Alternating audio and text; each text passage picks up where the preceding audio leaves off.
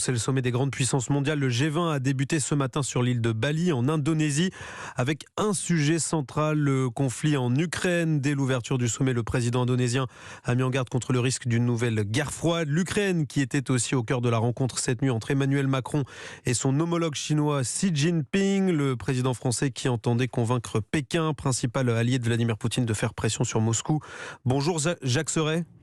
Bonjour. Vous êtes l'envoyé spécial d'Europe 1 à Bali. Est-ce qu'Emmanuel Macron est arrivé à ses fins ?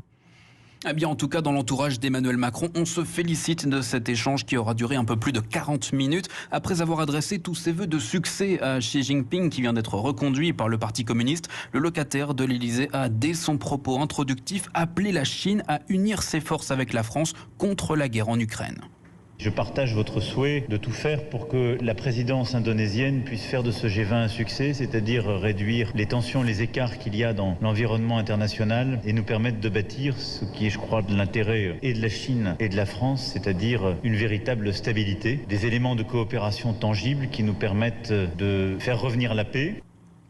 Lors de cet entretien, Emmanuel Macron a demandé au président chinois d'appeler Vladimir Poutine à revenir à la table des négociations afin d'éviter l'escalade. Message reçu selon l'Elysée qui estime, je cite, que la dynamique est positive. Emmanuel Macron envisage d'ailleurs de se rendre à Pékin en début d'année prochaine. Côté chinois, le compte-rendu est un peu plus mesuré. L'entourage de Xi Jinping confirme que la Chine continuera à jouer un rôle constructif pour parvenir à un cessez-le-feu, mais à sa manière. Merci Jacques Serret en direct de Bali pour Europe 1.